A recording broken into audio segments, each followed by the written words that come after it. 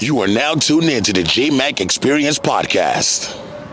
All right, we're back, and we got a very, very special guest on the show today. I want to give you a round of applause, my brother. Thank you so much for being on the show. I truly appreciate it.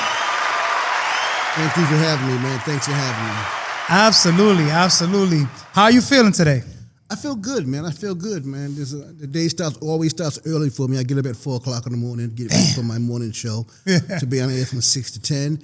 And after 10, I'm in the office taking care of, other things. Because you wear multiple hats. I was doing my research. You're not only on-air personality. You got a whole bunch of other things that you do. I do the morning show, and I'm what they call the brand manager right now, which is a new name for the program director of radio stations. So Absolutely. I'm the brand manager. I overlook a few radio stations. My home station is in Connecticut, Hot 93.7. I like it. We're going to get into all that. Okay. Let's get into the intro real quick, and we'll be right back. Welcome to the Jmack Experience Podcast. This show is for motivational purposes only. However, we will not be politically correct, but our goal is to inspire those who listen and watch the show. Thanks for tuning in. Please be sure to follow us at the Jmack Experience Podcast and email us if you would like to be a guest on our platform at the Jmack Experience Podcast at gmail.com. Peace. Once again, man, it's an honor to be in your presence. I want to give you another round of applause. I'm excited, man. I'm not gonna lie. I was waiting on this interview for a while. So you ran down on me. You ran down on me. I need that interview. That was a great show, by the way. Oh yeah, shout outs to Remy TV, man. It was definitely a vibe, and you did your thing, man. As always, it was congratulations popping. to all the people who got the awards too. It was really big. Important to do that in that venue. Absolutely. So what did you like about overall? Like what did you like the most about the venue? About everything that happened that night? I just liked the way the people were dressed. They came out for like it was important. It meant a lot to them. Absolutely. And if you know the history of that building, I've been around for a long time, so that building used to be a movie theater. Wow. And it was almost impossible to get in there. Once they redid it, it made it like it is right now. It was almost hard. It was hard to get in there to do something like that, especially hip hop. Oh yeah. To see that happen and to remember how I used to work across the street at a record store called Rainbow Records and walk by that place all the time, and just to see it and turn around and look down the street and see the store I used to work in, and then turn around and see that building in bright lights and us. It brought you back, right? And us walking in there, so it felt good, yeah. Yeah, I like that. So, I like to start from the very beginning. You've accomplished a lot of things in your life, and, you're one of the ones, man. So, for those out there who are not familiar with who you are, what's your name and where are you from? DJ Buck. Used to be DJ Bucket. If you know the history, it's DJ Bucket from Providence, Rhode Island, South Side, Reynolds Avenue. My parents still live on Reynolds Avenue. Matter of fact, I'm going to go see them in a little while. Nice. Born and raised in Providence my whole life, man. Started DJing at a very young age. I used to be in a band. Right. I played the bass guitar first. Okay. And then at around that time when hip-hop started becoming popular, Yep. I sold my bass and I got a turntable, a mixer. Yeah. I started scratching up my brother's records. He was in the Army. I would take his records and scratch them up. And from then, that's where it began, man. And I never stopped. Let me. What's funny about you saying because back then you had the needles and it was vinyl and all that. You mess up those needles, they were very expensive. Very expensive, and they're more expensive now. Yeah, you can't get them like that. You can't get them like that now. You know, but it was. I'm lucky enough to still be relevant right now because I've been doing it for so long. Yeah, I've actually seen the beginning of hip hop. Absolutely. So more or less, what year was this when you started? When you first picked up a vinyl and you started DJing? What years are we talking about? We talking about the golden era, the 80s? We're talking about the 80, 86, 87. That's fire, when I first picked it up and started playing music and actually producing songs. I've had every drum machine, the legendary drum machines that people talk about. I started using drum machines at an early age, and I started when I used to DJ, I would also have a drum machine with me and play with the drum machine. Wow. So I was really, I would say, entrenched in hip hop. I was just entrenched in music, right? Curiosity of music, and back then I would always think, even as a kid when I first started, what would music sound like in the future? Right. And how can I change how music sounds? Crazy how far it's come, right? It's come a long way. Yeah. And it's funny because it's going back. Exactly. What was good Yeah. It's becoming good again. Exactly. All right. So let me ask you this, right? What were some of your first records that you got your hands on? Because people nowadays, we got everything on the phone, right? Streaming and all that stuff. But back then, you really had to, it was called digging in the crates. Am I not correct? And like, what were some of the first records that you came across that like you really fell in love with the, you know, the culture of hip hop and everything overall? For me, it would be the first records that I fell in love with wasn't really hip hop. It wasn't. Hip hop came after that. God, Like so we're talking soul music? I'm talking Funkadelic, Parliament Funkadelic. I'm talking about Bootsy Collins. That era, I was really into that. All right. Me and a good friend of mine named DJ Snap from the East Side. We were into the same things, and then hence you have a record by a guy named King Tim III, which on Spring Records was, some would say it's the first rap record. People would think it's Rapper's Delight, but King Tim III on Spring Records was the first rap record for me. So hold on, he was rapping? Like the first person rapping on a record? Rapping, yeah. Fatback Band, King Tim III, yeah. No way. You putting us on right now. You bringing us down memory lane. I and like then that. The Rapper's Delight, and then we move forward. Right. I was back then. So you seen it before, like it became mainstream, is what I'm saying, right? Of course, yeah. I seen it beginning. before that. I used to drive back and forth to New York and be a big fan of New York City because of the hip hop scene, because of the rap scene. After Grandmaster, you had groups like the Fearless Four, the Cold Crush Brothers, Tila Rock. So I was a fan of that, and I always wanted to bring that feeling here To Providence, New England. Providence. So I did what I did, so the culture would become alive here. Gotcha. And I fell in love with that. I fell in love with hip hop back then, and I think I kept doing it, not knowing what I was doing. Got you.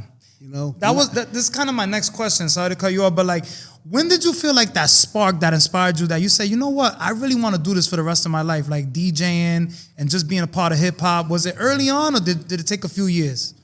It was early on when I first did parties, and I saw the reaction that people had to what I was doing, and I said to myself, I can do this for the rest. I really can do this for the rest of my life. The reaction that people get from the music that I play, or the things that I say,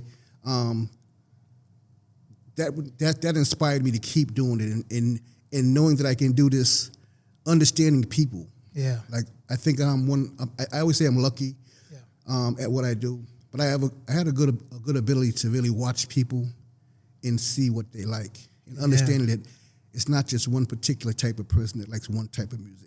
Yeah. You have to understand it as a DJ. Everyone's different. All genres, right? All genres. And people don't realize that some of your biggest hip hop records came from rock and roll records. Yes. I was going to say that because when you said you didn't start with hip hop, I was going to say you must have been listening, because there's a lot of people, and people don't understand that like a lot of records come from like soul music, the beats and stuff like that. All your greatest, some of your hip hop beats, anthems are rock records that DJs got 2 copies of and brought them back to back, or DJs got the drum machine and programmed that loop and threw some on top of it, and you would never even realize it if you heard the original. Yo, that's a rock record? Yeah. People don't dig that deep. They don't do their research. Record? That's a blues record? That's James Brown, which is probably the most sampled artist in the history of hip hop. Yeah, James Brown. Yeah. And Al Green, too. Al Green has There's a lot of Al Greens. Biggie got a song sampled Al Green. Oof. Yeah. You would never know. One More Chance, right? Wasn't it One More Chance? Wasn't One More Chance, but you would never know. Yeah. That's a fact. Now, you started in the vinyl era, right? There was no digital whatsoever. Nothing. What was that like for people that are watching nowadays, like, and they're unaware? What was it like the whole process? People don't know about carrying crates and all the stuff you had to go through back then to get a party started. You know what I'm saying? It was hard, but back then it was the only thing I knew how to do. Right. It was the only thing to do. And back then you had a bunch of friends helping you load up the party and get in the party and plug the speakers up and set the equipment up. At the end of the party, you got no friends because everybody got in free helping you. But I had a few close friends who believed in what I did and had my back all the time. So it was a lot of, searching for records. And the crates were heavy at times. The speakers were heavy at times. Yeah. Back then, it wasn't like we had powered speakers. No, you had speaker wire. You had to run the wire. You had to set the whole DJ equipment up. And it was things that happened, one event I had in Woonsocket where I was with this group. I'll tell you about the group I was with. Bring us back. We were performing, and one of the speakers caught on fire. Oh, and we shit. kept rapping. In the middle of the party? My guys kept going. We kept going, Yo, that's fucking It's hip hop. The show don't stop, man. It don't stop. You was on fire, literally. We were on fire. My group, the Magical Four, man. I was in a group called the Magical Four back then. Yeah.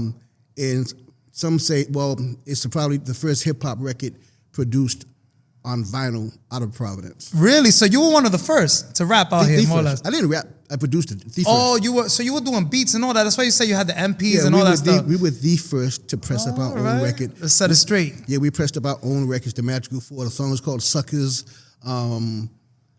A local classic. Can we stream it now? Is it available? You can find it. Yeah, I gotta look for that. If you look it up, you'll find it. It's worth a lot of money right now if you can find a copy of it. Really? And from there, I did a bunch of local artists, man.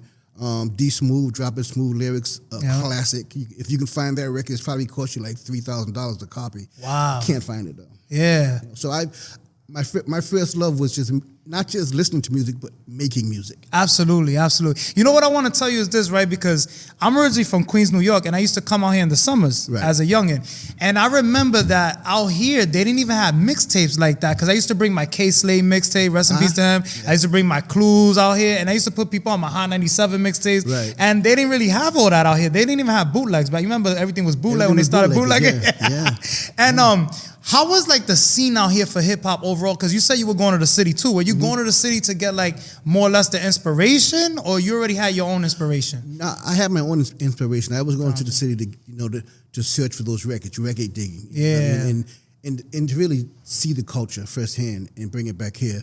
But the scene here the hip hop scene here was amazing. I'm not going to say it wasn't. There was break dancers, there was graffiti artists, there was everything. In Pawtucket, you had Pump, you had Paris. He was the break dancer. You had RTP, Return to Burn crew. So don't sleep. There were battles. It was hip hop. There were battles here. I worked in a record store called Skippy White's and Rainbow Records, where the mixtape game was alive. Some of the legends here, Big League, legendary mixtape. Shout outs to him. You know. A lot of people did mixtapes around here, and it was a great time. Mike Nice, it was a great time. So now we talking like, are we going into the 90s now, or are we still like in the 80s, late 80s? We're going into the 90s. All right, we're in the 90s now. All right, perfect. Now, do you remember your first gig and how did it go? Did you have any mishaps, or were like you were well seasoned at that time already? My first gig is a friend of mine, John McCarty. Still one of my best friends to this day, and his sisters Lisa and Kimmy, and their mother Judy. They always knew I DJ'd. Yeah. And they had a basement party. And they wanted me to do the basement party. So I said, sure. So I did my first basement party in John and Lisa's basement. And it was crazy. They didn't pay me anything. Yeah. I mean, that's how you start, right? In the mixer I had, like, it wasn't even a mixer, it was a box. So I had two turntables, and it was a box like this. Just imagine a box like this. And there was one the switcher. A switcher. Yeah. It went from this side to that side. So I would go that side. No headphones. Go to that side and bring the record in. And that's how I started. That's crazy. There, you just put us on. That's fire right there. So you really had to be in tune with the records and the music. You had to know the records. You had to be able to look at the records without hearing the records and tell when the beat stops and when that break comes in. And if you look at a lot of DJs' records back in the days, they had tape. They would mark their records with tape and say, hey, if you put a piece of tape right here, I know for a fact that's where Good Times is going to be right that piece of tape. So you bring it back to that piece of tape. Good Times. I wasn't big on the tape because I knew how to read records. So instead of putting the tape, I would just read the titles of the records. If it's Def Jam, at the M, you giving us game. I know the M is going to be where I want to get it. So I wasn't really that's fire. Good at the tape, marking the record. I just know how to read the records. I'm assuming that you felt like people were cheating when they did that shit with the tape and all that, right? No, because everybody did it. Everybody did it. Yeah, it was a thing, right? I was such a freak and such a nerd with it. I just looked at the records and I can tell in the groove, that's where the breakdown is. And a lot of DJs who are listening from back then, they can look at the record and look at the groove of the record and say, okay, it's light right there. That's where that drum beat is I want, right there. I like that. So, all right, so now I'm assuming you did, you practice, you got a lot of gigs going. Now, how did you get, I'm leading my way, to where you are now. Like, how did you get into radio? Like, how did that, I know it's probably many years later, or was it early in the game also? It was later in the game. I had the records out. I was doing all the clubs in Providence. Okay. I had done every club. I used to work USA skating rink. That was I was gonna ask, what are your favorite? Which ones were your favorites? That was one of the ones that started the USA. Really? So a lot of people. Used I wasn't to go around there. for that. Yeah, you wasn't around for that. That was a legendary time where everyone remembers that. A club called Sonny and Dennis's, Joe Vaughn's, a bunch of clubs I did. The gallery. I can go on and on. Oh, I got here for Joe Vaughn's. I was here like 2009, 2010. Yeah, I think at that time when you got here, Chubby was running things over there, and Chubby did a great job. Chubby. But I was there Yeah, shout out to that. when Joe Vaughn's was a small hole in the wall, not a hole, but a small club, and it kept building. So I was there through every scene of Joe Vaughn's. So I'll say when I was working in the record store, how I started radio. Let's get to that. Yeah. Skippy White's on North Main Street. Nice. I was working in there, and Hot 106 was on the radio. It was Kicks 106, formerly Kicks 106. Kicks 106. Yep. And then it turned to Hot 106. Because we didn't even have a radio out here, a radio station for hip hop. Remember? No. There was no radio station for hip hop. You had Pro FM. Yeah. They played a lot of pop music. And there was one mix show, a guy named Dr. John. And Okay. He was the first guy I heard mixing in Providence. This was a while ago. He owned Rainbow Records. So when I was at Skippy White's, the program director of Hot 106 called me and said, "Hey, I'm hearing a lot about you. Do you want to come in and start a mix show on the weekends?" That's fire. Let me back up, because I did every college radio station. I did Rhode Island College. I went to Rick. All right. Oh, so you went to college and all that? Yeah, I Oh, went to that's Rick. fire. I had the first hip hop show on Rhode Island College radio. It was called WXIN. Yeah. We started that radio show, me and my man Jim Farrow, but you could only get it on campus. Only available like on campus. You had to plug into the socket to get the radio station. Gotcha. It was so then Different times. Yeah. Then I did Providence College, which is WDOM. Gotcha. Then I did WBRU when it was one of the biggest commercialized college radio stations in the country. So we talk about WBRO right now. That's out right now. That people are tuning into right now. Yeah, my 101.1. man, franchise. My man, Get franchise. out of yeah. here! Shout out to DJ Before Franchise. That's that, fire. it was one of the most successful commercialized college radio stations. They brought me in to help the students with the radio staff. I didn't go to Brown, but they brought me in. I started that's legendary. Midnight Madness. I started a lot of shows they probably still have there. Yeah. And if you go to BIU up in the studio right now, you'll probably see some records with my names on them. Oh, that's fire. I started that. That was fun. Yeah. Then they kicked me out because I didn't go to Brown University, and some of the students wanted to be on the radio, so I had to go. But I'll never forget. That was some of the best times of my life there. So moving forward to Skippy White's, after doing all those college radio stations and Hot 106 on the radio, I get a call. We want to talk to you. We want to start a mix show here on Hot 106. Yeah. But it's on the weekends. That's the catch, right? Yeah, that's the catch. And then you had gigs probably that you were doing, right? Here's the catch. Yeah, you lose money like that. I was working every weekend. Yeah. I said, you guys want me to come in on my Friday and Saturday and do a mix show at night? Yeah. But that's how I make a living. Right. I do a lot of clubs then. Yeah. So I had to sacrifice. I made a sacrifice because I was still working at the record store, and I said, okay, I'm gonna do this. I'm gonna stop everything. You seen that as opportunity, right? It was an opportunity, big opportunity. And I took the job. I started a mix show there. Me and Jenny Boom Boom. Jenny Boom Boom is with me right now in Connecticut. Jenny Boom Boom was on the radio with me there. Man, that's crazy. So we started that. I started that there.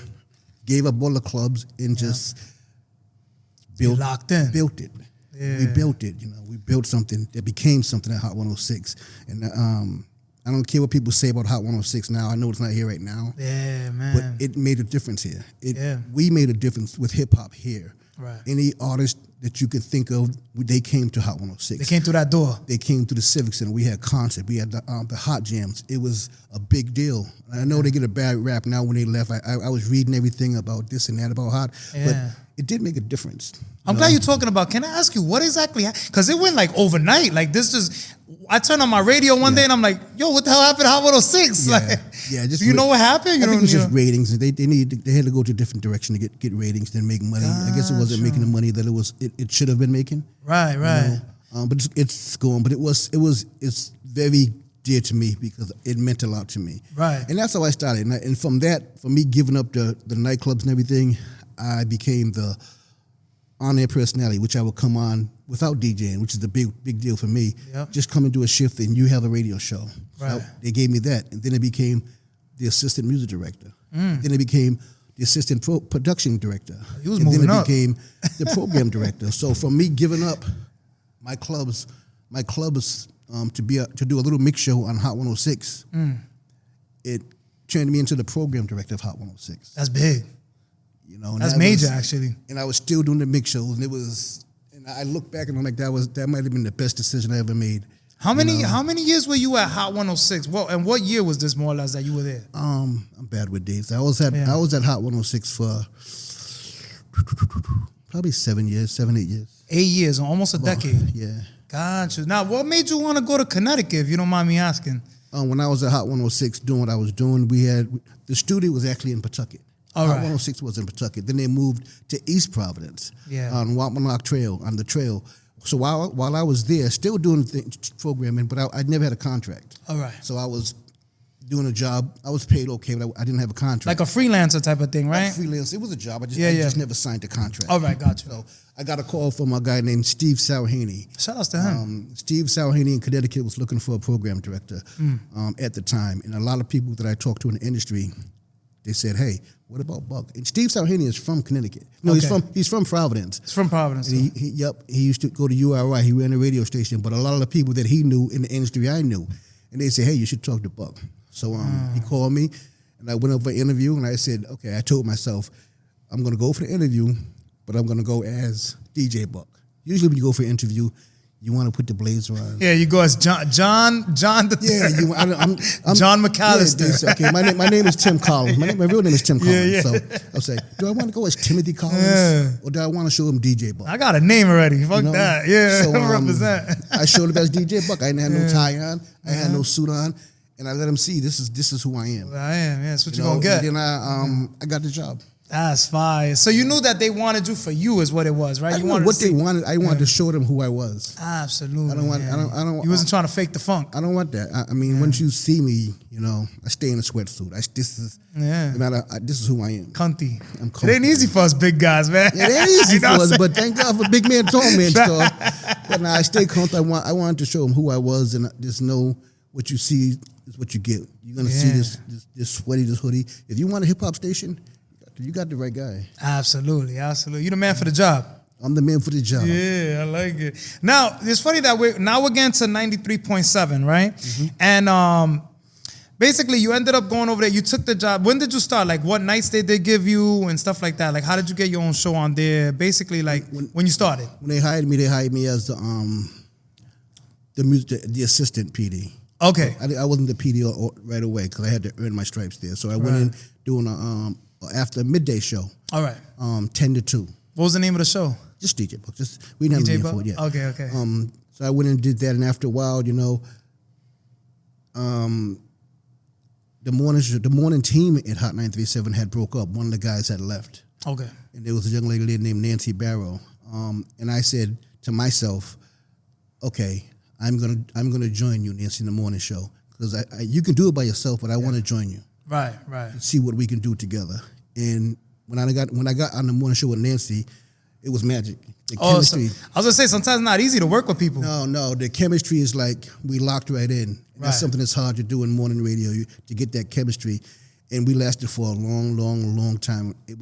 She was like, because she's done mornings her whole life. Right. And I never did morning radio. You're not a morning person? Now I am. But back in the day, I'm saying. Back then, no. So I had to go in as, okay, I'm your boss, but on this morning show, you're my boss, because this is what you do. Yeah, you're humble then. You're very humble, I can tell. Because this is what you do. So I took the back seat to her in the morning show, and we just built something that, was amazing. That's awesome. Now, let me ask you this, because, back in the day, when you were DJ, you had to have your certain sources to discover new music. They had record pools where DJs would get sent different vinyls and stuff like that. What are your sources that you go to now to discover new music? To discover new music? Yeah, something that's unreleased, exclusive. YouTube. I live on YouTube. Okay.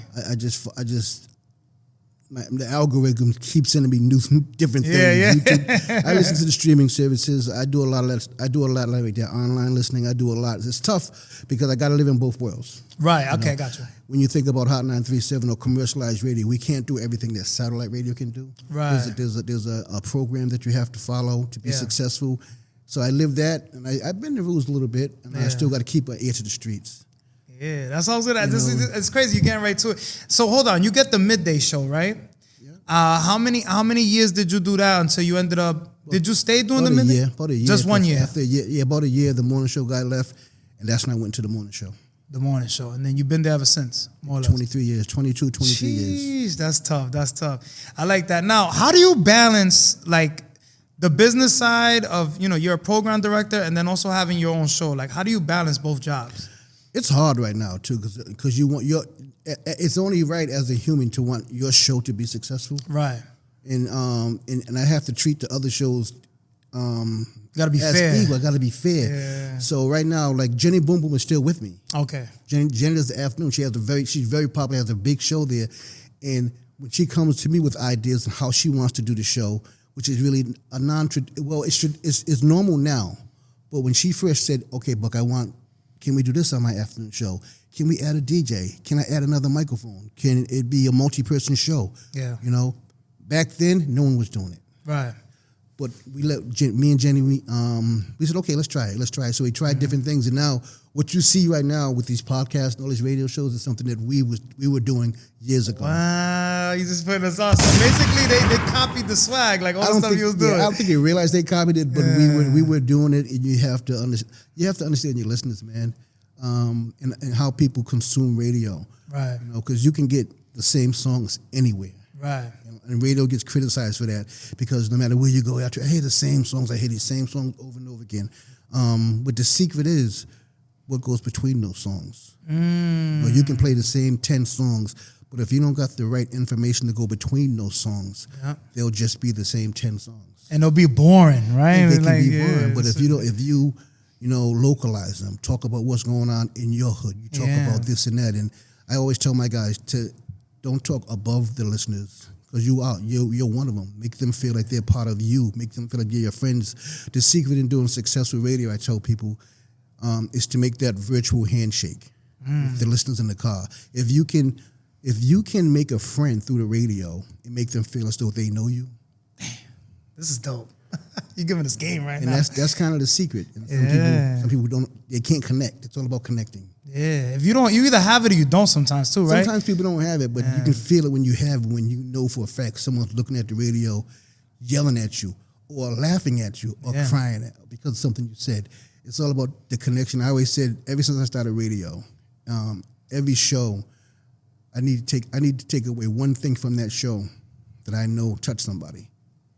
One segment, one sentence, one word. Yeah. If I don't do that every day, I haven't done a good job. If people are not resonating with you, right? I Like you haven't done a said, good job. yeah, that's dope. That's the realest shit I've ever heard doing this podcasting. This is dope. You're giving us mad gems. Now, let me ask you this. How do you decide which artists and songs get airplay on Hot 93.7? And what's the process? Like, let's say there's a record that you feel like really strong about, right? And you're like, I really want to spin this record.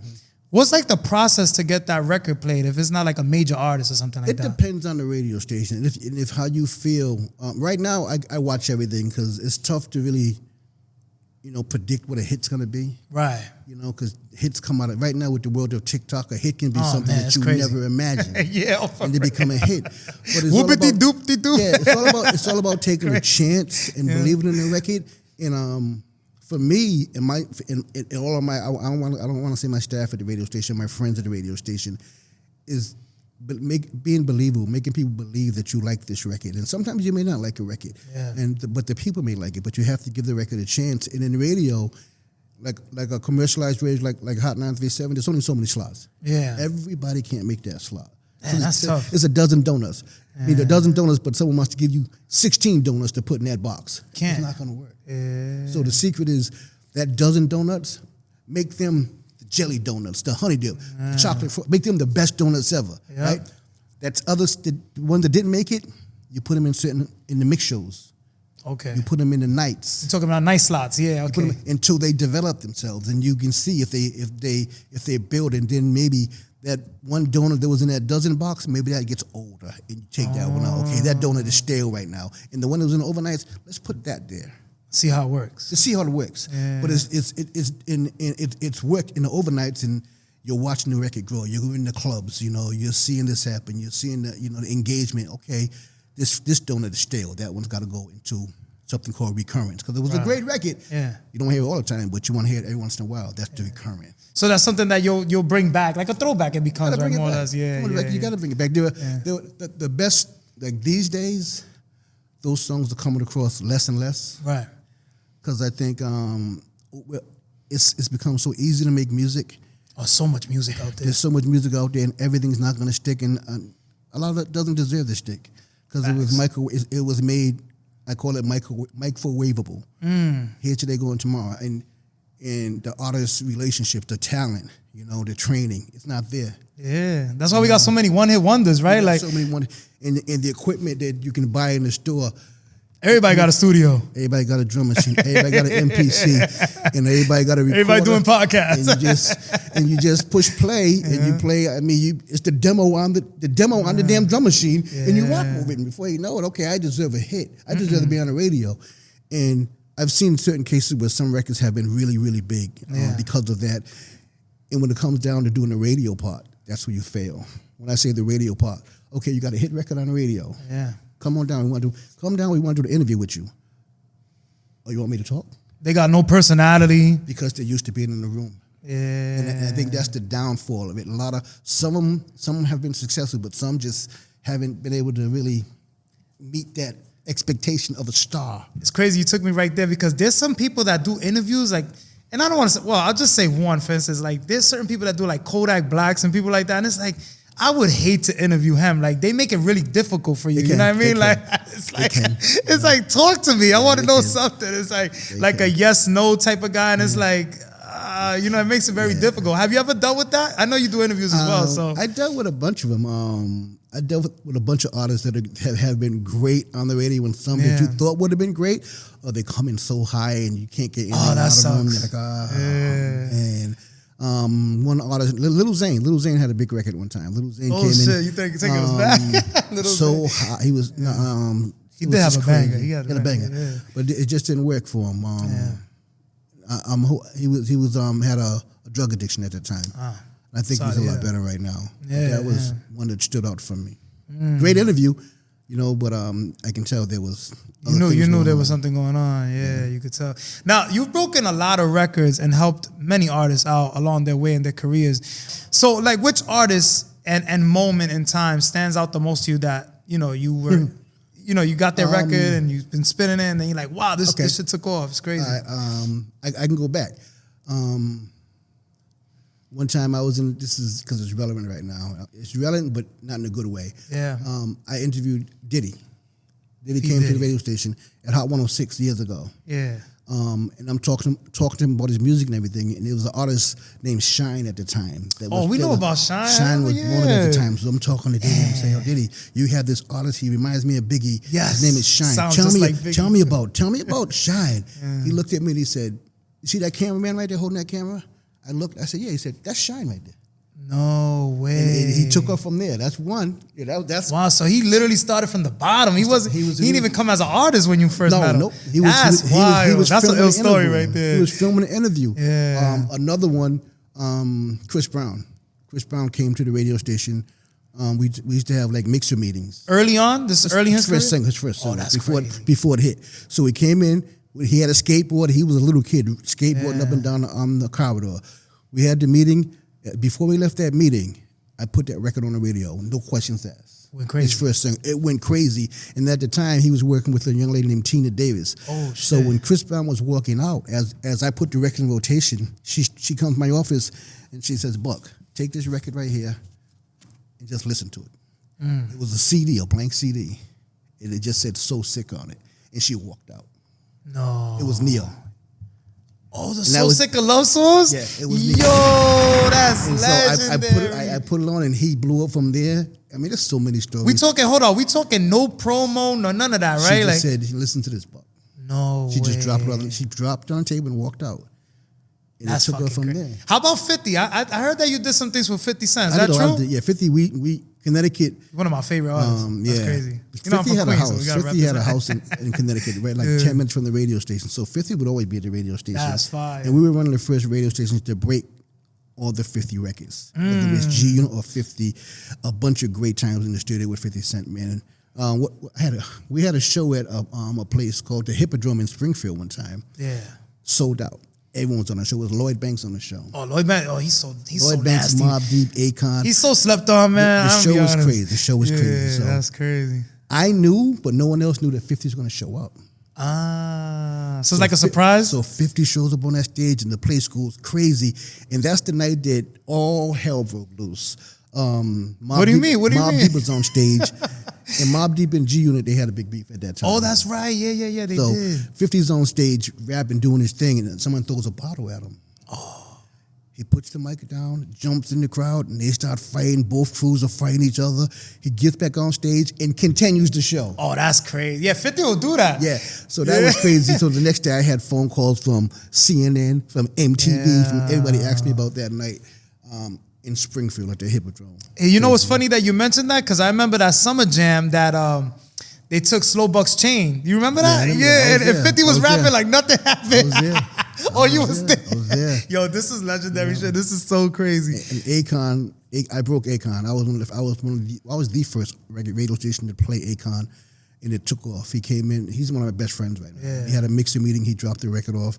It was locked up. Locked up, of course. Styles P or without Styles P on Styles it? P. So when I heard it, me coming from where I'm coming from, I'm from the south side of Providence. My brothers,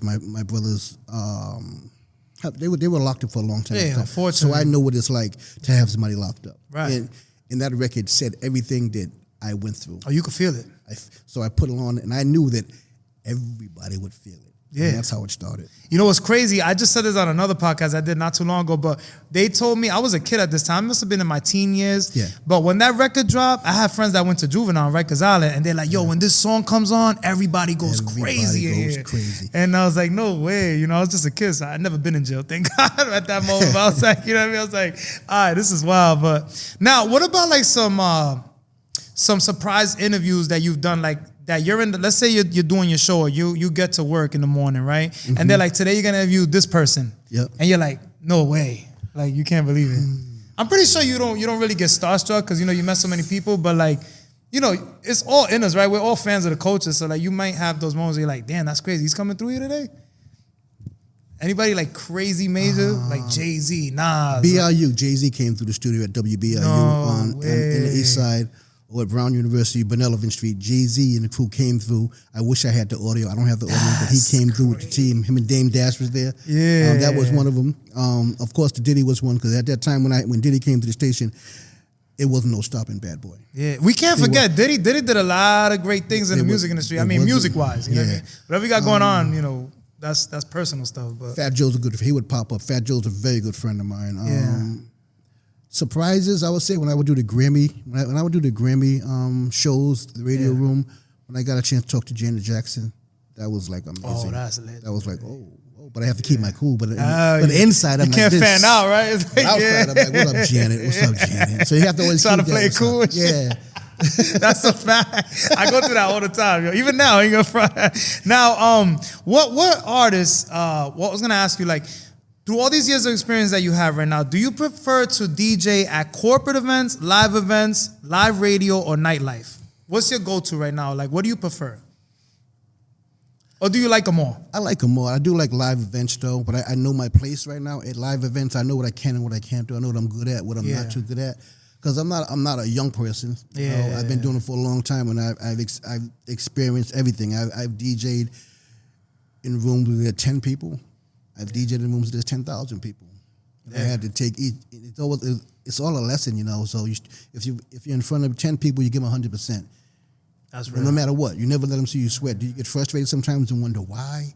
Yeah, you do. Yeah. But I know that there's a reason for everything. So I like live events, because I still get a chance to see if I am who I think I am. The reaction, right, from the crowd and stuff like that. And if I'm not who I think I am, what I can do better. Yeah. I always had this thing in my head, like, am I who people think I am? That's one of the reasons why I went to Connecticut. You know, I went to Connecticut at a time when I had done everything possible in Providence. I had done every club. Yeah. I had done every radio station. So when opportunity came for me to go to Connecticut, I looked in the mirror and I said, am I that guy? Can I take this to Connecticut and start from scratch. Sometimes you feel like you hit that ceiling, right? I hit a ceiling here. So when I said, can I do this again? If I can do it again, I can believe myself. Because a lot of times I don't believe in myself. I feel like I'm lucky. Yeah. I feel like I have gotten lucky my whole life and just been in the right place at the right time. So I took it to Connecticut, and listener by listener, and I'm not gonna say fan, friend by friend, I kind of built it, and my name became who I am in Connecticut. So I still look in the mirror and say, am I who they think I am? When people say, I think we all deal with that. Yeah. Like when I met you a few weeks ago, you said a legend. You gave me all these props and everything. I said, am I? Because I don't see that guy when I look in the mirror. I just see Tim Collins. I see DJ Buck. I don't see it. Because it's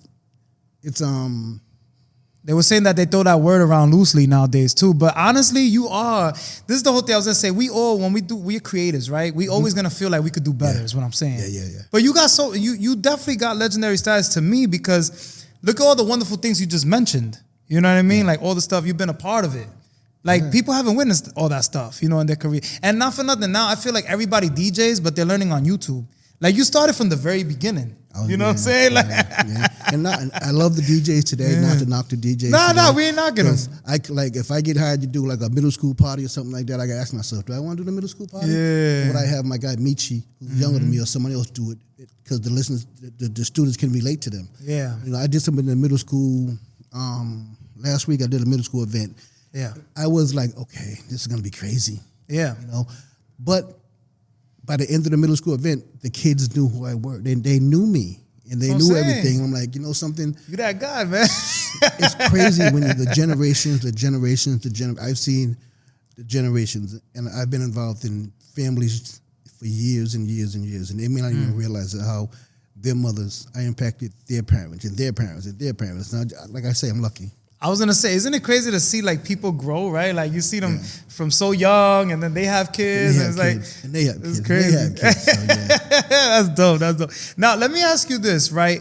Who are some of your favorite DJs of all time? It could be from any genre of music. It doesn't have to be hip hop. DJ Scratch. DJ Scratch. I brought him to USA years ago. We had a rap contest with my rap. It wasn't a contest; it was a show. Yeah, and we put him on. And that's how I met Scratch, one of my favorite DJs. I'm gonna say Funkmaster Flex because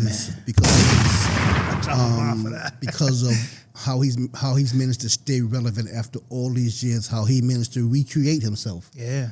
After all these years and stand on business, you can't tell Flex that he's not Flex. After all these years, he's one of my favorites DJs. I even got I got my guys in Connecticut. I got Billy Bush, one of the fastest DJs ever. Craig G, legendary status. Even here, you got Franchise, you got Ruckus, you got Fred the Great. I mean, Finesse. Those are some of my favorite DJs. It's so many of them, man. And I'm just glad to see him doing it. Yeah, that's dope, man. You giving people their flowers. I like that, because nowadays a lot of people don't like doing that. I don't know what it is, but especially our new generation, I feel like they know someone's dope, but they won't really mention it. They respect it, but it's like they won't mention it in public. Yeah, and by themselves, they know. They know. Yeah, they know. It's having the courage. It's having the courage to say things in public, because you know what, people may perceive you as a different way. Yeah. I was talking to a young lady the other day, and we were talking about a certain DJ. I like him because he's cocky. Yeah. I said, yeah. You should be cocky. No, it's not my style. Yeah, no. It's not me. I'm not gonna be. I'm not. I'm not.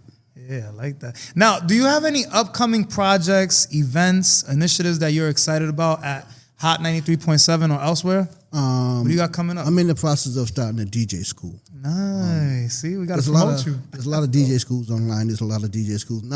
I want to start the DJ school because I want people to learn the basics of DJing. I don't want to knock any DJs that are doing it right now. Because right now, I think a lot of DJs are becoming DJs because, you get the girls. Yeah. You get this. You can smoke the hookah and you can be cool. This is the cool thing to do. But there's more to it than that. It's a passion thing. A lot of DJs who started DJing 5 years ago, you know what they're doing right now? Their DJ stuff is for sale. Because that year lasted a year, and then you start to realize this is work. Yeah. How am I going to get these records from? How am I going to do this? And no one's coming to my parties no more. How come no one's coming to see me no more? Yeah.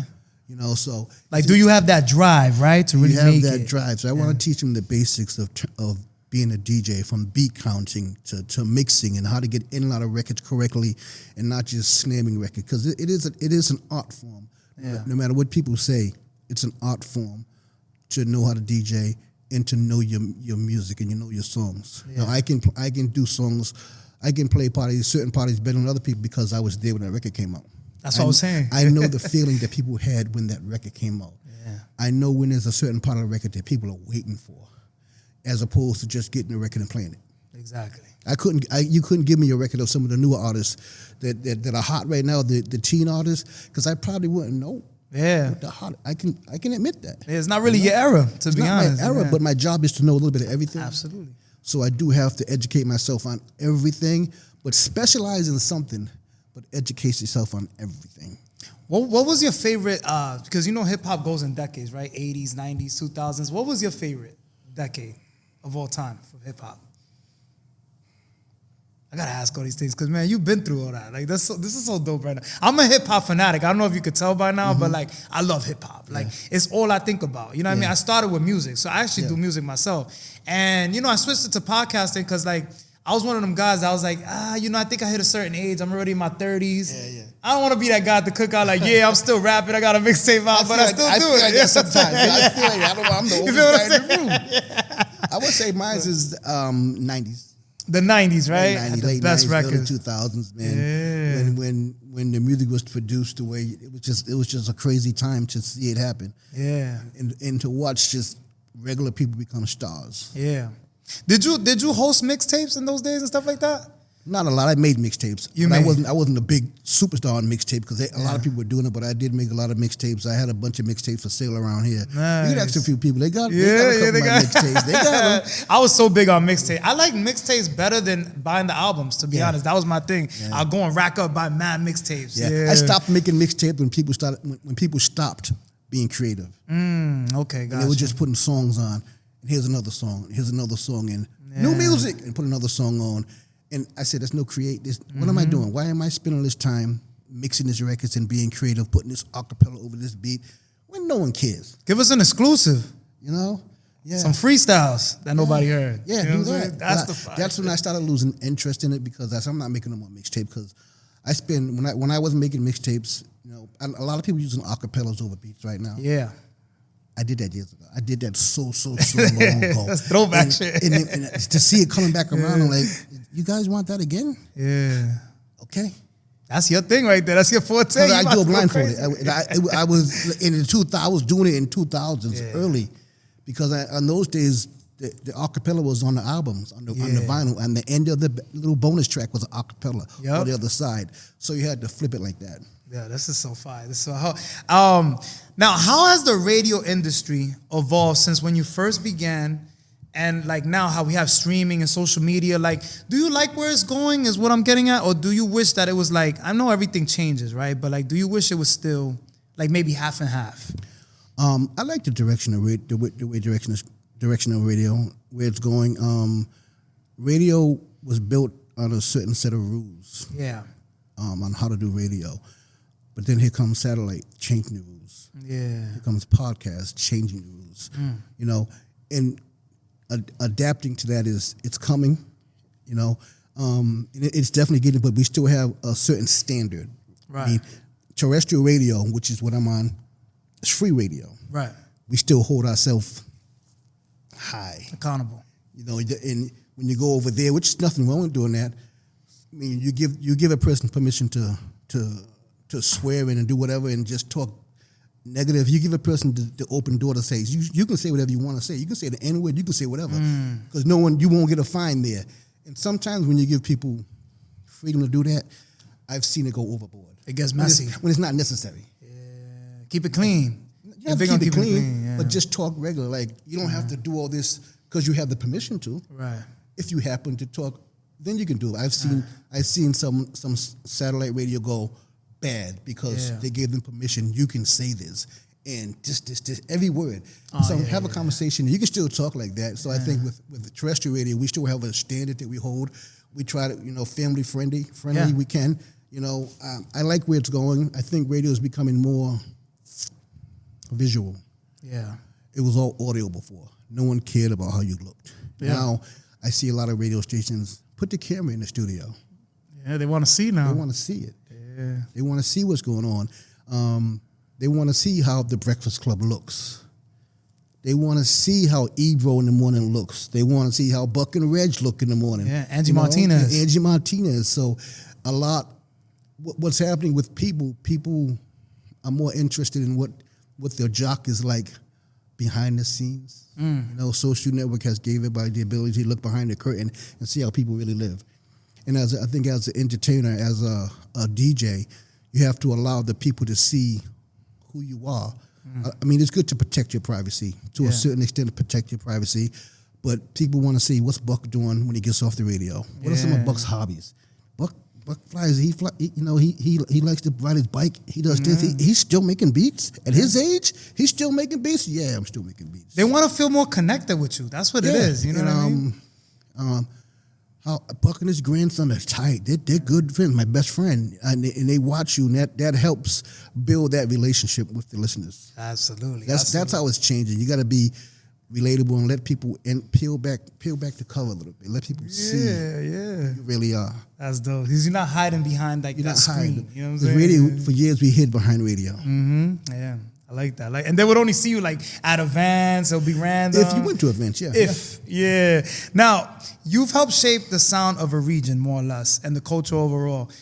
What do you want your legacy to be remembered as? What you said? So basically, you helped shape the sound of a region. I want it to be what you just said. I want people to remember how I kind of put Providence on my back. Yes. And Rhode Island on my back, no matter where I go. Where you from? I'm from Providence. And show the world that it's here. Yeah. A lot of people think that we're not this big city. It's not this big state. Everything. Ain't nothing going on over there. Hip-hop is L.A. It's New York. It's Atlanta. No, it's here. And it's always been here. Facts. And I want people to remember that I helped establish that. Yeah. You know, in the long run, what I helped this state become. Overall. To get recognized and for people to see, no matter who you are, where you're from, you can be whatever you want to be. I'm still DJ Buck from Reynolds Avenue. I've been Southside. Yeah, I mean, it's crazy because I get like emotional. Yeah, this is fire. We having a moment here. This is what we do. I love it. This is dope. Because music has given me the opportunity to do a lot of things. Yeah. And I'm going to continue to do them. Yeah. I don't regret anything. And I got to thank Providence, Rhode Island, for always having my back. Word. Always. And I'm always going to have their back, no matter where I am. Yeah. So the culture. I love it, man. Yeah, This is so inspiring. This is so, it gives me that reaffirmation when I see things like this and I'm in your presence. I'm like, you know what? Don't give up. You know what I mean? That's the main thing. Because I have those moments. I ain't going to lie. There's sometimes I'm like, I'm getting older. Why am I still doing this shit? But this is the reason why. You know what I'm saying? I wanted to give up a bunch of times. It happens, right? Yeah, I wanted to give up a bunch of times, and I still don't believe it. Yeah. You know, I'm not no rich man. Yeah. You know, I'm okay. I'm not rich. I got a good job. I stay job, but you have to be, in order to get what you want, you have to believe in what you do, even when some people don't believe it. Stick at it. Stay with it. Stick at it. Yeah. Even when some people don't believe it, you know. Now, what drives you after all these years in the industry and radio? What keeps you like? What's that force you got behind you? What is it that drives you? Because sometimes you get tired of people retire and stuff like that. Like, I would say not letting people down. Okay. I would say never letting people like you down. Yeah. When I see people that I haven't seen in a long time, and I see people I went to school with, retired and everything, and they're like, Buck, you're still doing it. Never letting people down. And in family, I got kids, I got grandkids, and proving to them that your dad still got it. He doing it. Yeah. Your dad, and now my kids are in the club with me. They're hanging out with me. And I'm like, what the hell is going on? You but just to prove to the people that you can do whatever you want to do if you keep stay stay strong and just continue to do it. Don't let nobody tell you can't do it, no matter where you're from. Coming from Providence, who knew that? Yeah. You know? Yeah, there's not really a market out here if you think about it. Like back then, you know, now it's becoming like we got a lot of creators, everything's popping up. Now, this year's been good. Now. Yeah, I love what you're doing. I love what a lot of people are yeah. doing right now. And you got the stations, you got Hot 90, Hot 937 First black here. owned. First black my man owned. Ruckus Shout out doing to it. DJ Ruckus. You got BRU still doing it out here. yeah. So the stations out here. Getting bigger and bigger and bigger. Nice. So I feel that it's going in the right direction.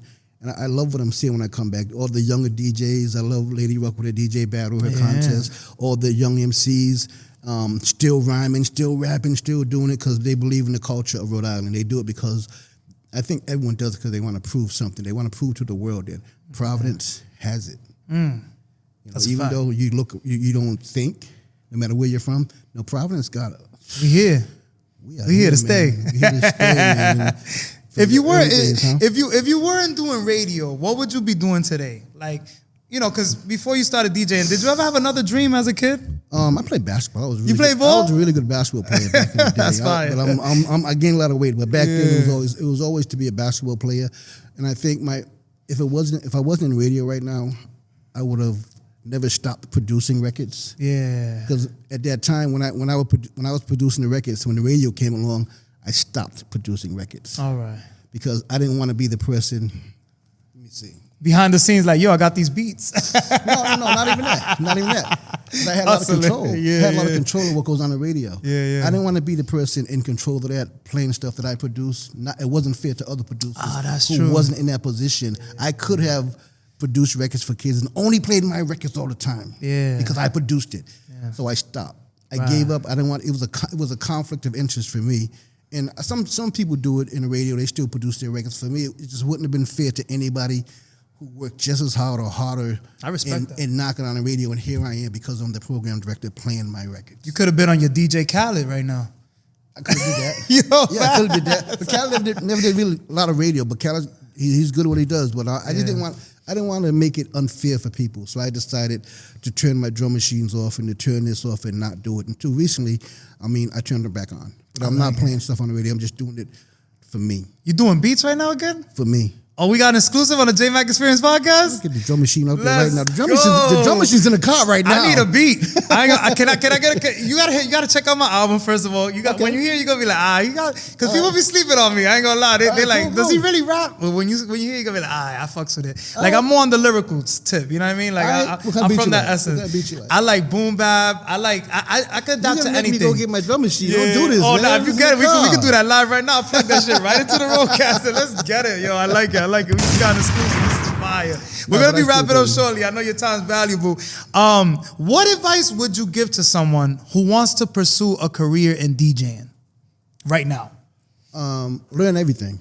Especially now, every genre is important. Yeah. Don't just go and say, I just love hip hop. I hate rock. You can't do that. Yeah, you gotta be because open. everything. The line between genres of music is becoming thinner and thinner. You know, everything's crossing. Everything is. You can hear everything on every radio station. So learn everything. Be technically savvy. Yeah. You know what does what. You have to stay on top of your game there. Knowledge of music. Know your music. Yeah. Not know your music inside and out. Not just because it's a top 10 song, you have to play it. Yeah. Know when to play it. Absolutely. Know how to play it.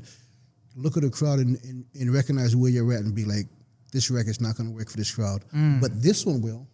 And that one that you say, this one, make sure you have it. And know how to switch it up, right? And know how to switch it up. You know, the EDM and everything, this music has changed so much. Oh, yeah. You know. A lot of the drill records, they taking like EDM beats and all that stuff, yeah. So be open-minded. Be really open-minded if you want to be successful. How do you feel about drill music overall? You know, they had a big controversy in New York, like Power 105 and stuff like that. Yeah. They were saying that they didn't really want to spin those records no more. Do you feel like those records are... It was tough. Yeah. I mean, they can be tough. Some records, like everything else, some records are not. Some of the drill records can be too dangerous and too. When you start, when a life starts to imitate art, it could get dangerous. It's into a dangerous place. Yeah, that's a fact. Especially with those kind of records, because that's what you were hearing. Yeah, that's a fact. And that's when it's going too far. So you have to be careful on how you do that. Yeah. I mean, it does imitate. It really does. Don't be getting locked up now or killing people off of this music. You know, a lot of people have lost their lives. We're seeing it right music. now. Right now, we're seeing it. Yes, and now they're building Ricos. You don't want to fuck with that. You don't want that. That's a fact. You know? How do you feel overall about the music and talent coming out of Connecticut and New England in general? I think it's good. I think that I always tell people it's good to move around. Yeah. To travel a lot and get your records played.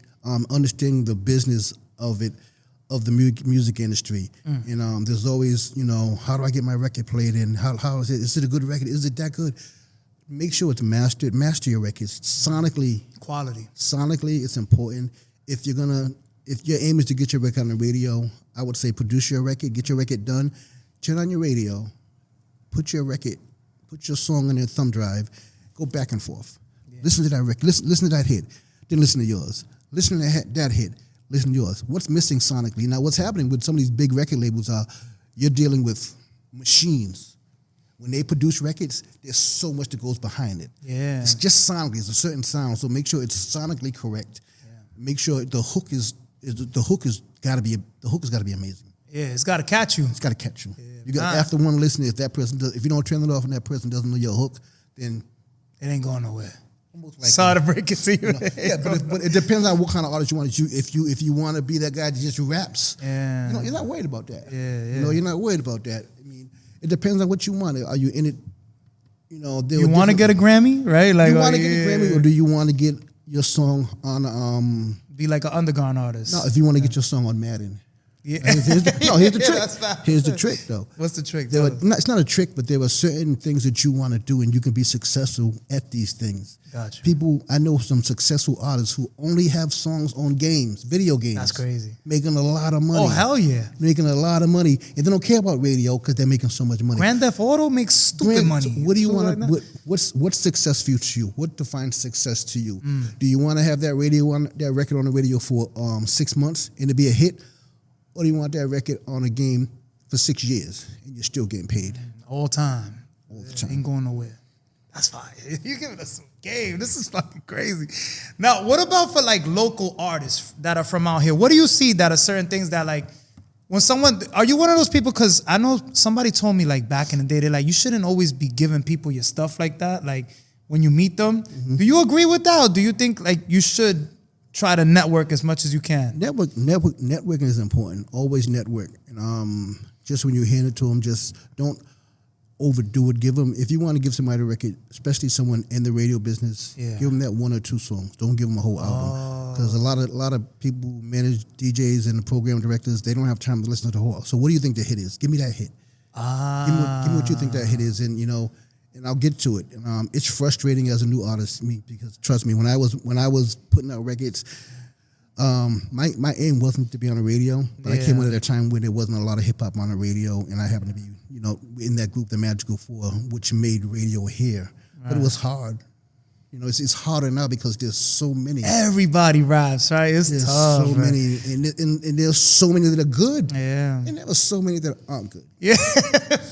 You could tell they're like, why is he even rapping? Yeah. Don't knock them though, right? Because you never know, right? Because the most random people pop sometimes. You never know. So I would get the right records to the right people and know how to work the record and know there's if you got a record here, go to college radio stations, go to the small radio stations, and it all builds from there. If you're in Providence, go to Boston, college radio in Boston. Try to go to the mixer meetings. Try to meet people. Come to Connecticut. It grows. Yeah. The sad thing about here in this small market, you can have your record played in Providence, Connecticut, and Boston, right? If you get your record played in Texas, now you're on another level. It's big on all three of us. Yeah. And they support each other down there. Yeah. And it's all about supporting each other too. So it grows like a flower. You plant that seed in Providence and you watch it grow and you watch it grow. And if they'll say that flower doesn't grow, you plant another seed and you watch it grow. But be willing to believe in your craft. Believe in yourself and bet on yourself. You bet if you're that good, you bet on yourself. Yeah. When I say bet on yourself, if you want your stuff on the radio, if the DJ won't play the record on the radio, you buy a 60-second commercial with your song playing in the background. Oh, you just gave us some game. This And is your fire. your song is in the background while you're doing the commercial. It's called promotion. Promote it. And if you have, believe it or not, some of your favorite rap artists in the game right now all had money behind them. Absolutely. I was gonna say nowadays it's about buying. A lot of people They all had money behind them. They're just promoting it. They don't need it right now because they made it. But I can say a name, you wouldn't believe it. They have so much money behind them. Yeah. And now they don't need it, but they still do it. Yeah, You know? So try to bet on yourself. Being successful isn't free. Yeah. It's going to cost you something. And that's why we have so many people that got skills, right? But they never made it because they probably put the money behind it. Yeah. Because there's so many people that you're like, damn, he could have blew up. Legends. They could have blew up, but just never blew up because they didn't have that behind them. Yeah. You know, if you don't have that, you know, and sometimes you can make it without that and you get lucky. Boom, that's a hit. But it's hard. It's very hard. Have a strong team. Have people that believe you. Have people that you can trust. Their opinion, not yes men. Yeah. That's gonna say that's hot, right? That's hot, just because they're on the team. Because every song that everybody makes isn't hot. That's a fact. But if your man's telling you it's hot, you should check your man. Be like, is everything I make good? You sure? Yeah, you sure everything I make is good? They gotta be something you don't like. I always tell people that. Nah, he gaslighting me right now. You know. Yo, speaking of that, we're gonna get into album of the week. Album of the week on the Jmack Experience Podcast. Album of the week this week is It a Crime by Snoop Dogg. Have you heard it yet? I heard some tracks from it. Yeah, Snoop on fire. He coming back, man. Snoop is the most recognizable rapper in the world. Yo, he was in the Olympics. Isn't that crazy? In the world. Would you ever think a rapper would be in the Olympics? Crip walking. Yo, for real, this is legendary. Like that's legendary. Like big time legendary. I'm like, holy shit. We're gonna get into movie of the week. Movie of the week on the Jmack Experience Podcast. Movie of the week this week is Karate Kid Legends starring Jackie Chan. Are you gonna check that out? I'm gonna go check it. Growing up, I was a karate movie, a kung fu movie freak. Yeah. The Wu-Tang, they love fucking Wu-Tang, karate. all those movies. Matter of fact, at the place where they had the award show, remember the awards, they used to show old kung fu flicks in that movie theater. I grew up on that, so I'm gonna go check it out. Yeah, all right, bet. Now, we talked about a lot of things today. We'll be wrapping up shortly. What's next for DJ Buck? Anything that you want to promote that I might have skipped over or that I might have missed?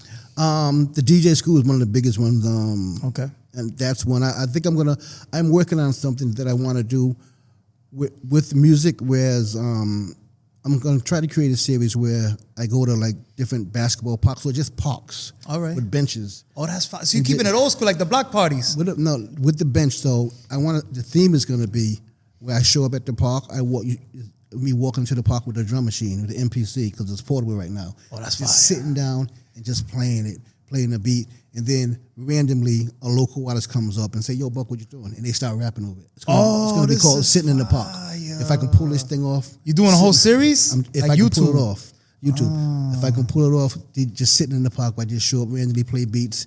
I want to make it look like organic. Yeah. You know, I just thought about this like last month, so I'm trying to put the pieces together. It's just sitting in the park, and you hear beats coming, and you hear people, "Yo, what you doing?" And the boom, and they start going, taking it back to the essence. Yeah. You know, that's a fact. Get like a cipher going. The essence of hip hop. That'd be crazy. Have mad people in a circle just ciphering. And just pop up in different parks in different cities. You know, and just show up in the park with the drum machine and sit down. Oh, this is fire. By myself, and then watch people just gather around slowly and start to go. I like that. Who's filming it? If you don't mind me asking. I do everything. I'm like you. Oh, you need somebody to film it. Let me know. I got a few cameras, man. I'll bring the cameras. I'm ready to work, man.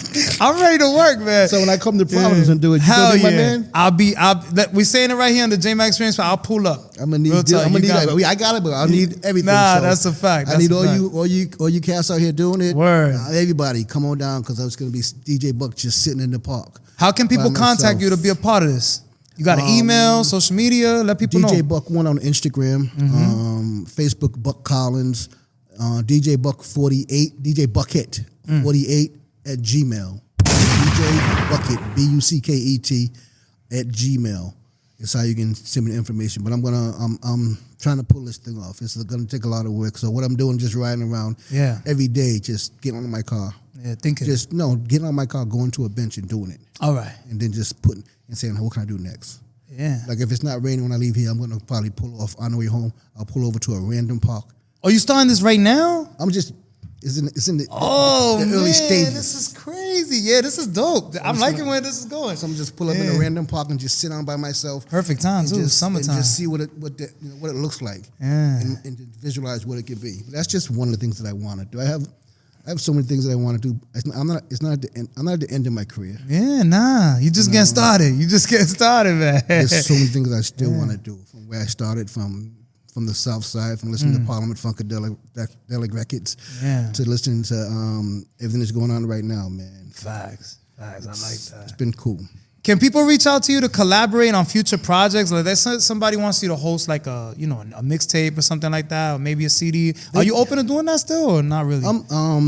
They can, yeah. I'll do some. I don't do a lot of them. Like I don't do a lot of podcasts either, because sometimes the podcast, when people find out you can control what's on the radio, it can go left. Well, you guys never play local stuff. Why don't you do that? Yeah. And I have all the answers to those questions. They kind of, I don't want to be set up, for that.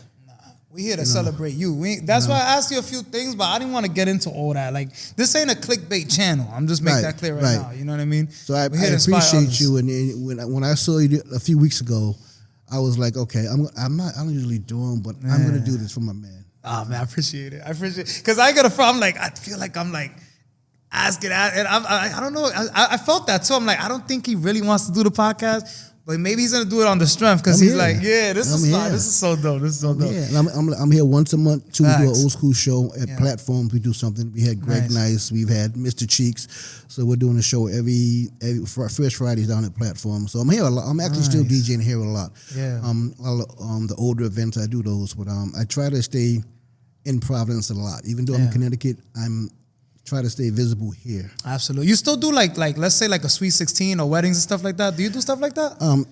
If it's the right one, I've done. I do weddings when asked. I used to do weddings all the time. Yeah, that was like my go-to. My go-to. There's money in that shit. There's a lot of money. Right now, there's a lot of money in weddings. So I still do when I get the call. People don't call me because they think I don't do it anymore. That's why we got to put them on. Or they think that I don't want to do it anymore. Yeah. I still like to do them. All right, cool. We just got another exclusive. I like it. Now, can we agree that all the experiences that you went through got you to where you are today? Definitely. I wouldn't be where I am right now if it wasn't through the ups and the downs, of the stuff that I've been through to get here. I love it. Any advice out there for those who may be experiencing the same situations that you went through or are going through now? Keep going. No matter what you do, whether it's 10 people at the club or 10,000 people, someone's always watching you. Even when you think you're at the lowest you can get, someone's watching you. Yeah. And there's, that one person, whether you're trying to build a podcast, I only got 5 likes, man. I only got this many. The thing about people is they don't like to let you know they're watching until you blow up. And when you blow up, I watch you the whole time. That's a fact. So I always believed in you. Yeah, exactly. I knew you was gonna make it. Yeah, so just keep doing it no matter what. Just know that one kid, that 2 kids, they're watching you. They want to hear what you have to say because there are people who want to hear what you have to say. So when it comes time for them to hear what you have to say, make sure you have something to say. Well said. Any last words or special shout outs before we sign off? Man, shout out to Providence. Shout out to Providence. You guys have supported me since day one. It's been a long time that I've been doing this. And like I say, there's generations and generations and generations of people who've been listening to me. And I feel so lucky to still be doing it and still get the respect that I get in that word legend that people always say. I have to learn how to accept that, even though I probably never will. Because I still think I'm a work in progress. There's so much more I want to do. And people say, Buck, you've done everything. Yeah. But you've done everything. It's okay to accept some flowers once in a while, though. You know what I'm saying? Yeah, I guess. Gotta get them flowers, man. Yeah, I just don't. I don't know how to. Yeah. I don't know how to accept them because I'm still Tim Collins. Right. The DJ Buck thing is something that I created years ago. Yeah. But at the end of the day, you peel back that. I'm the quiet Tim Collins. I'm really quiet in person. I'm Timothy Collins. Yeah. Hey, that's all of us. Who happened to turn into DJ Buck is a figure. You see how I throw the shades on when I start my show. I like that. I transform. You know what I'm saying? Like Superman. Yeah, you have to. Yeah, you have to. I'm John without the shades. You know what I'm saying? You know, we giving them game today. I love it, man. Shout out to everybody in Providence and every place else I went who just recognized the things that I do. I think it's the hard work because I'm in New York a lot still. Yeah. I still try to be every place. I still try to, you know, I can be the program director that just goes to work and do 9 to 5 and go home, and I can't do that. I believe that in order to know music and to understand music, you have to be a part of it.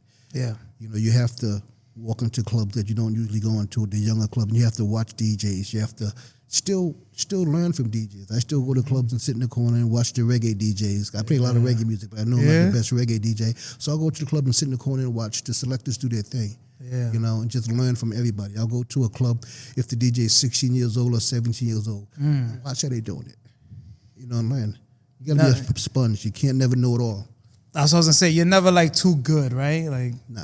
you're open to learning, open to the trends, Yeah. open to everything that's going on. Shout out to my man Xavier, the Magical Four, Danny Sykes, all the guys from the beginning, Poem with Paris, Finesse, Ruckus, all you cats that still keeping hip hop alive out here, man. Keep it going. Keep it going. Yo, man, it's truly an honor to be in your presence once again. DJ Buck. This was legendary. The Jmack Experience Podcast, episode 97. 97? Yeah. 97. And you know my favorite radio station is Hot 97, no offense. But I always dream to be on that station. 97. Right next to Fun Flex. That's something that I got on my bucket list, and I need to do that before I die. I'm tell Flex like about you. The freestyle. Like, it's like every New Yorker's dream, especially if you rap, to be sitting in that chair with Flex. You know what I mean? It's like, you got to do the Flex freestyle. Like, yeah. That's always been on my bucket list. But yo, once again, the Jmack Experience Podcast, DJ Buck. I can't wait to release this to the world to see. Stay tuned. You already know. We're signing out. Gra! Thanks for coming on the Jmack Experience Podcast. Be sure to come on for another episode every single week. Until next time, peace. What's good, everybody? We've been having a crazy year. I want to shout out our newest sponsor, Spaced Out Snacks. Make sure you contact them for all your edible treats. And I also want to shout out Dead Time Clothing Brand for the official fit. If you want quality, make sure you hit them up to get fresh. You already know the Jmack Experience Podcast. We're signing out.